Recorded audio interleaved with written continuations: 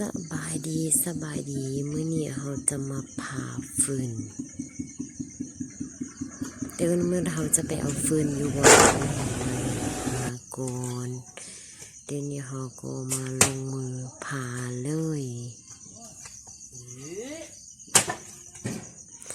การผ่าฟืนนี่มันเป็นกิจวัตรประจำวันที่เราต้องได้เฮ็ดทุกมื้อต้องได้ผ่าแล้วก็ตากแดดเอาไว้แล้วต้องไปตอนเช้าเลยเนาะกินข้าวแล้วเราก็ผ่าฟืน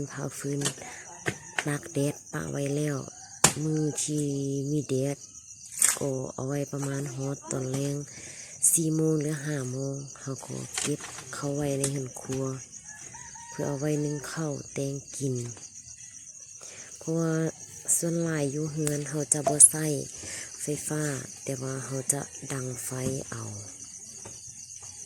เดี๋ยวต้องได้พาเพราะฟืนมันจะมีดนใหญ่แล้วมันบ่เข้าอยู่ตัวโลหันคือตัวนี้จะใหญ่เลยแต่พามันจะค่อนข้างยากเลยนี่ดนตัวนี้เขาจะใส่เวลาดนน้อยนึงเนาะเพราะมันยากมันเป็นดนใหญ่เด้อ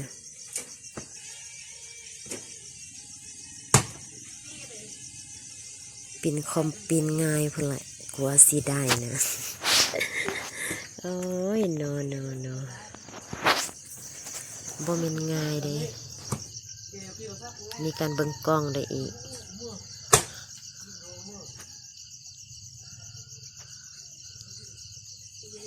มีการลักเบิ่งกล้องอีกได้ย่านว่ากล้องมันถ่ายสิบ่ฮอดนี่ที่จริงหันกล้องถ่ายจนไกลจนเหลือพุ่นพาแนวใดก็บ่ได้โอ้ยโนต้องเห็นแนวใดปีนคอมปีนง่ายเด้อก็บ่ได้แนวใดของมันมื้อนี้ถ้ามันบ่แล้วโดนนี้แล้วให้มันฮู้กันไปเลยบ่ได้แนวใดเขาก็เฮ็ดแนวใดเอาบ่ได้แนวนี้ก็เฮ็ดแนวนั้นปีนคอมปีนง่ายถ้าเป็นคนในตายสลบจะกี่บาทบ่ฮู้เลย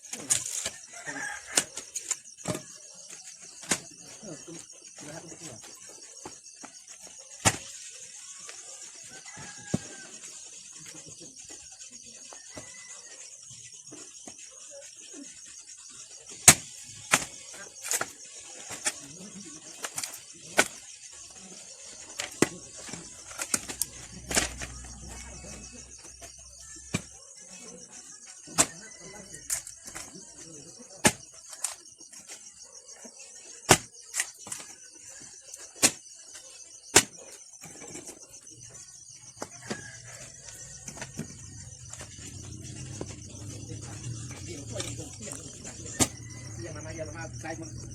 พัดกับพี่ก็เป็นเงินคือ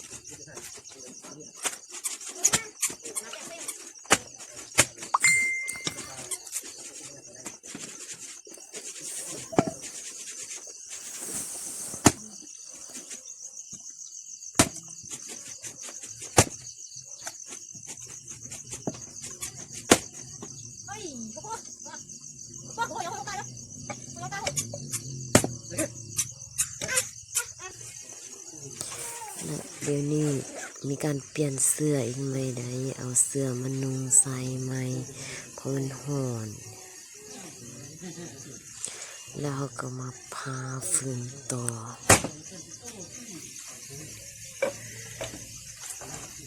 ตัวนั้นมันยากโพดมันใหญ่พามันเหนียวไว้ยาพาตัวนี้เอา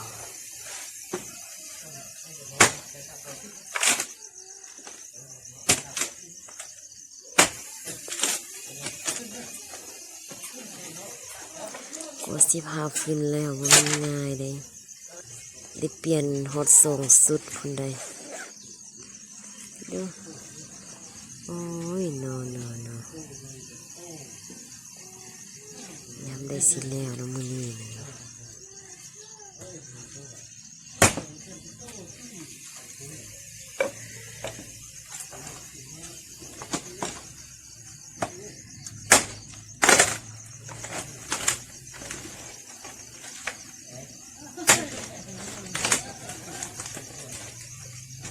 เรามาเบิ่งนำกันไปว่ายำได้สิแล้ว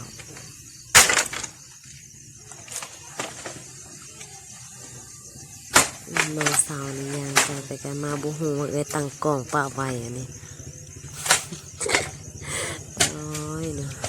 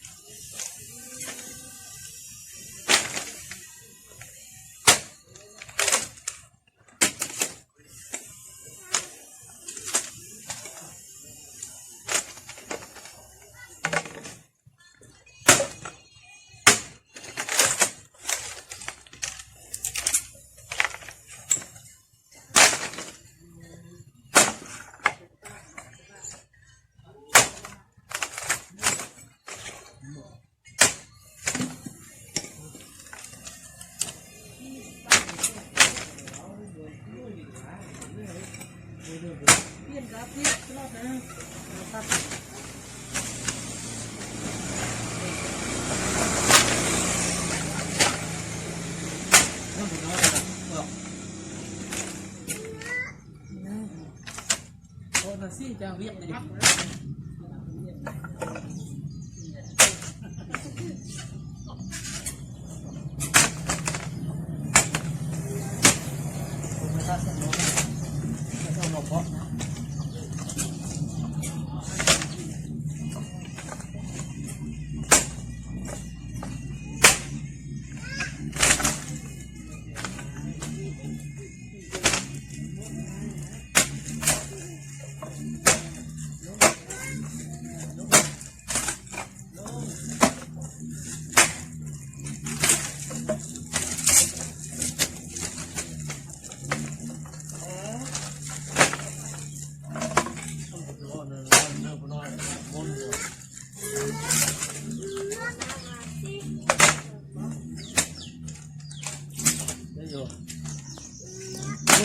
นี่ขอขอบใจ